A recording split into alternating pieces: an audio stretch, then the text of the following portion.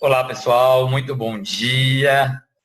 Eu não sei que horas tu está aí assistindo essa aula, mas eu espero que tu estejas bem. E hoje nós vamos falar um pouco da crise desse sistema colonial, de como o Brasil vai mergulhar em crise e quais são os efeitos das revoltas separatistas ou anticoloniais.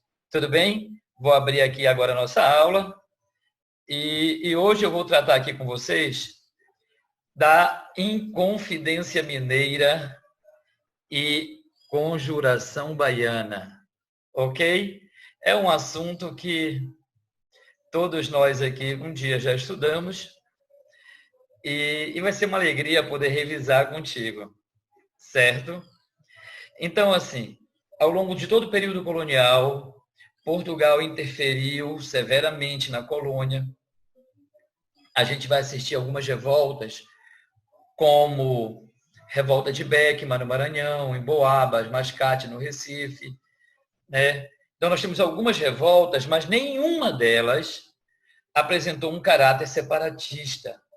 Nenhuma delas questionou a colonização portuguesa no Brasil. Tudo bem? Então, com a decadência da cana-de-açúcar e depois, sobretudo, com a decadência da atividade mineradora, nós teremos movimentos no Brasil que assumem uma conotação anticolonial. Tudo bem, meu filhote?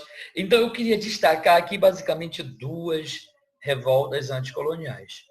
A Inconfidência Mineira, que nós vamos trabalhar agora, e a Conjuração Baiana. Tudo bem?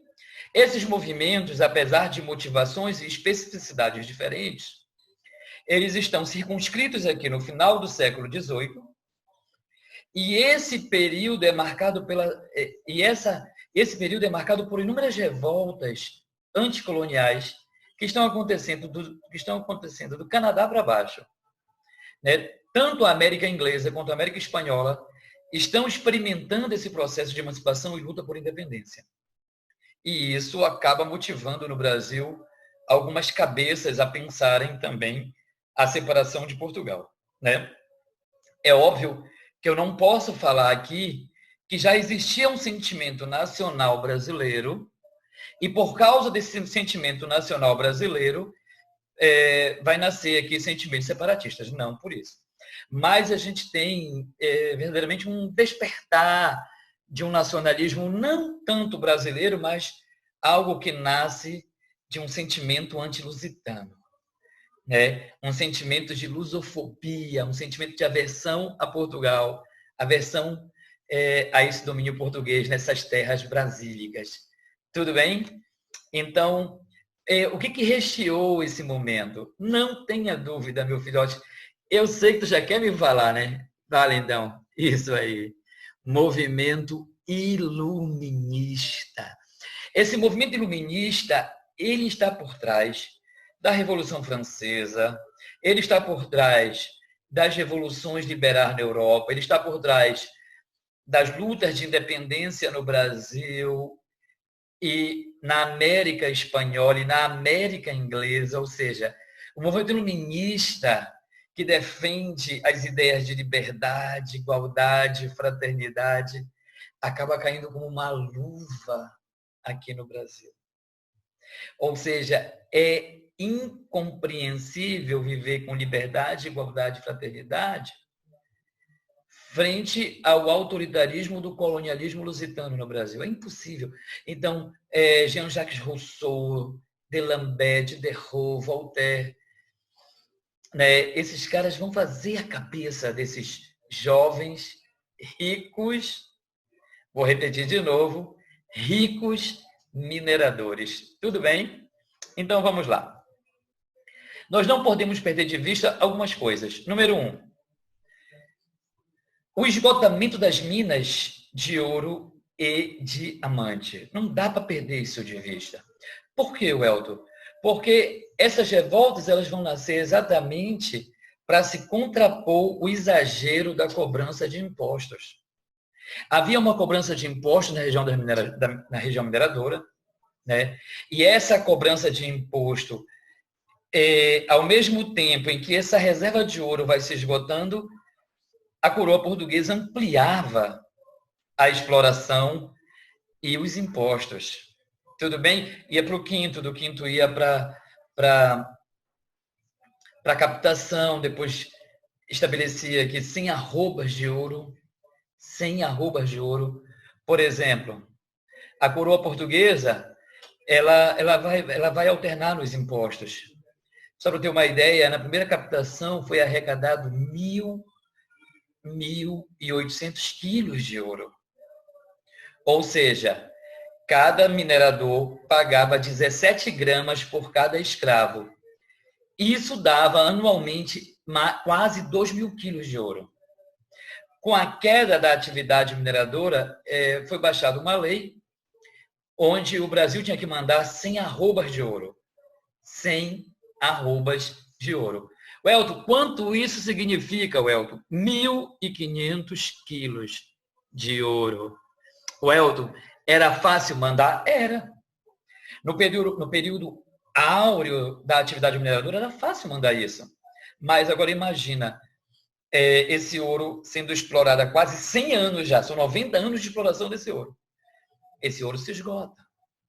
Só que a coroa portuguesa fingia não entender isso. E aí ela exagerou na cobrança de impostos quando decretou a derrama.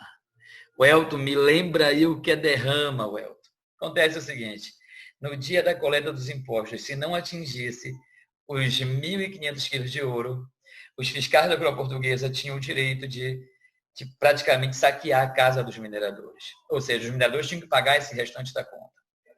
Eu te pergunto, isso produz satisfação ou insatisfação nesses mineradores? Não ouvi? Muito bem, é isso mesmo. Insatisfação. Imagina, minha casa vai ser saqueada. Sabe aquele ouro que eu estava guardando para mandar meu filho para estudar em Paris, se formar em direito? Ele não vai mais, porque ele vai ser saqueado pelos fiscais da coroa portuguesa. Isso produz insatisfação ou alegria? Lógico, é insatisfação.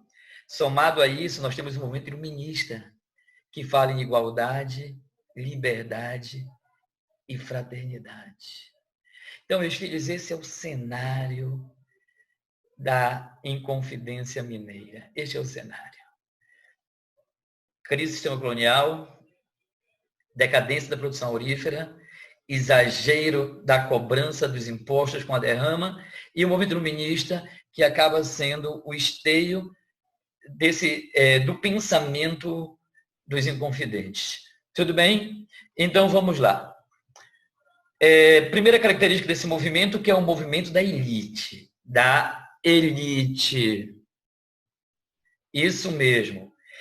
Quem vai fazer a Inconfidência Mineira são os filhos dos ricos mineradores, que iam para a Europa, entravam em contato com Rousseau, leram Voltaire, leram a enciclopédia de Diderot, de Lambert.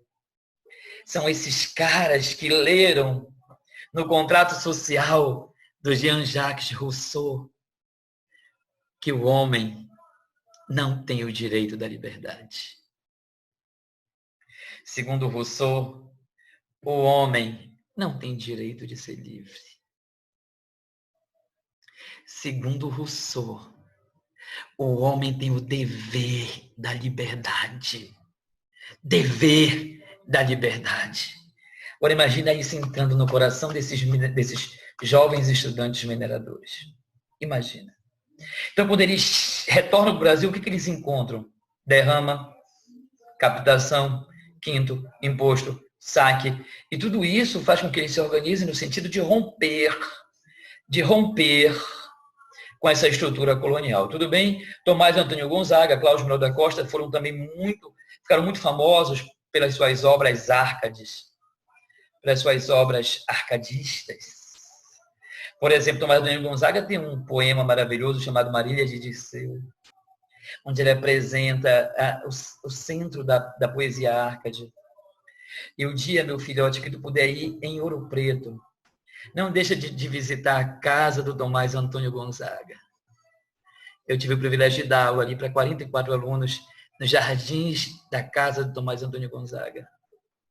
E dali tu entende por que o arcadismo valorizava tanto a natureza. É impossível a gente ter aquele ambiente e não valorizar a natureza, a boniteza da natureza. Ok, filhote? Então são dois intelectuais endinheirados, esse é o ponto. Ok? Também tem uma figura um pouco controversa, que é o Joaquim José da Silva Xavier, conhecido como Tiradentes. Eu entendo que tu já ouviu falar muito no Tiradentes. Inclusive, essa semana vai ser feriado do Tiradentes. Quem foi Tiradentes? Tiradentes era líder da Inconfidência Mineira? Não. Tiradentes nunca foi líder da Inconfidência Mineira. Tiradentes nunca foi a cabeça pensante da Inconfidência Mineira. A cabeça pensante eram clérigos, eram comerciantes ricos, eram intelectuais, eram esses dois poetas aí que eu acabei de citar. Mas o Tiradentes acabou se envolvendo nessa conspiração.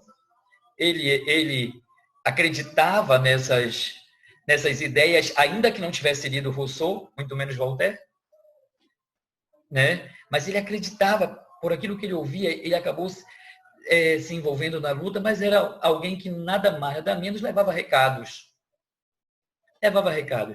Só para ter uma ideia, ele é um alfer. Ele não é nem um oficial do Exército Brasileiro. Nem um oficial.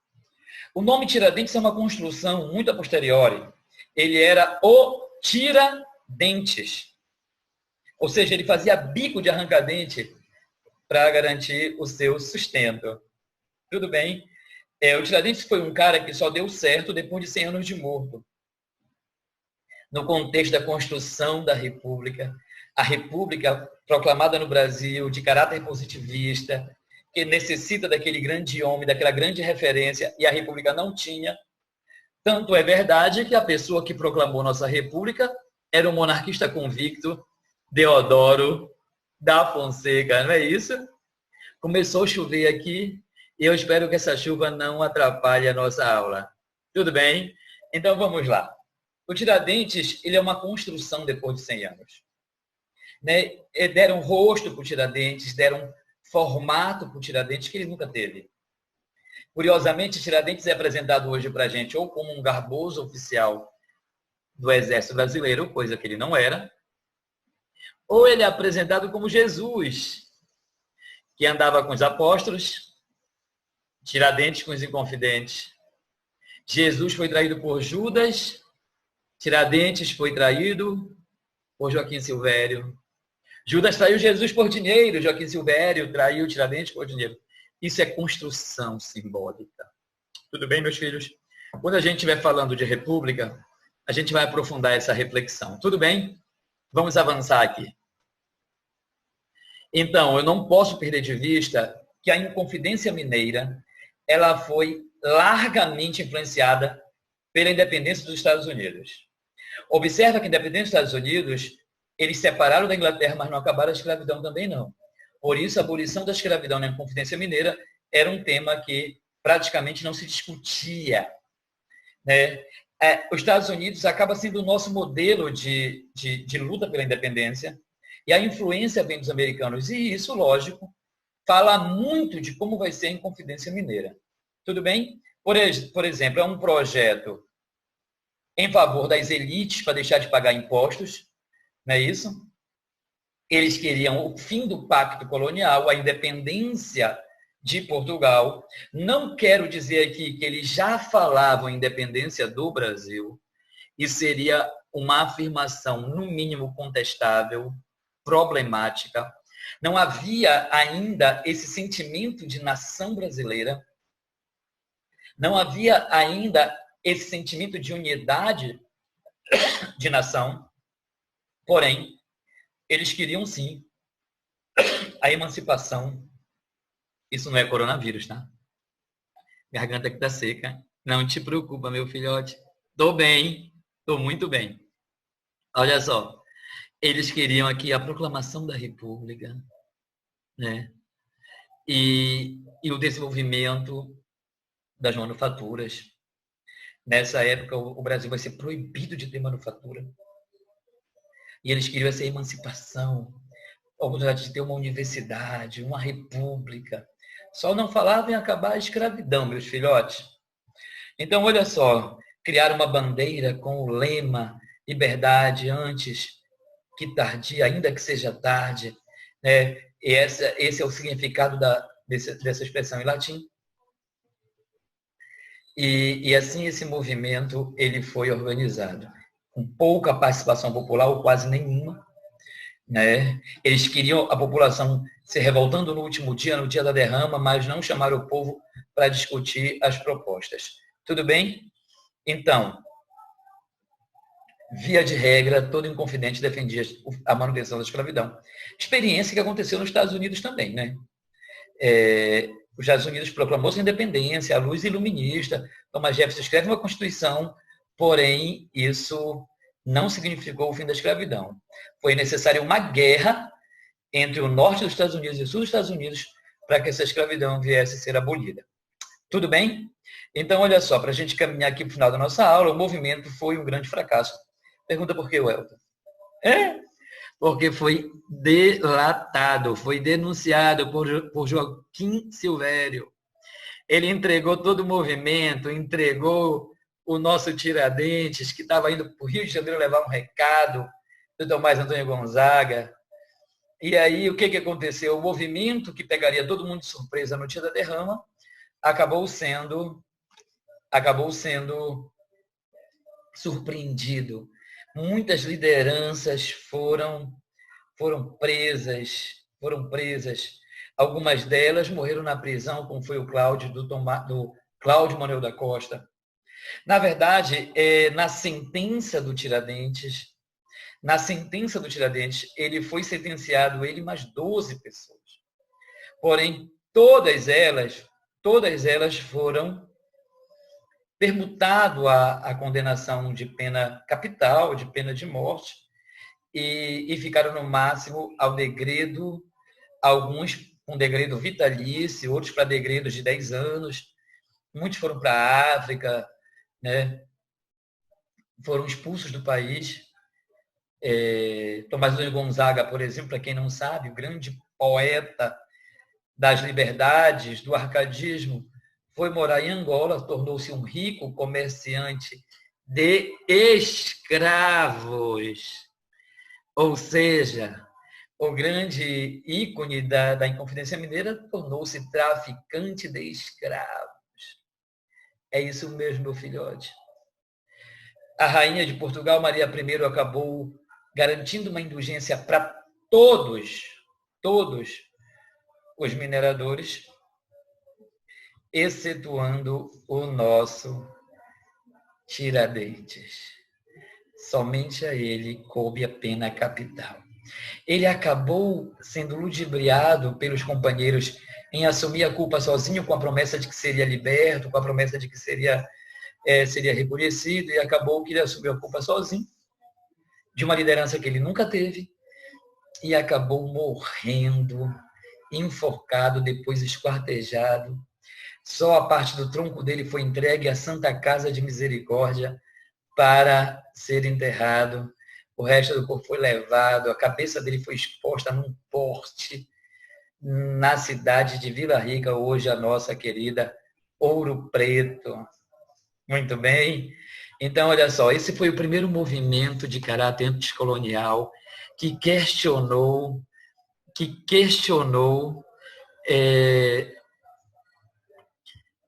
o domínio português, a colonização portuguesa no Brasil. Esse movimento ele é relevante, apesar de se ligar à elite, de não questionar as questões sociais como a escravidão, mas foi um movimento que tem uma relevância muito grande, né? Na próxima aula a gente vai trabalhar a Conjuração Baiana, e a Conjuração Baiana vai falar muito contigo, vai falar comigo também. Um movimento lindo da história do Brasil, por vezes muito silenciado, 30 anos atrás ninguém estudava isso, e a gente vai ter a oportunidade de trabalhar isso na próxima aula. Um grande beijo para vocês, saudade de verdade, e até a próxima aula. Um abraço.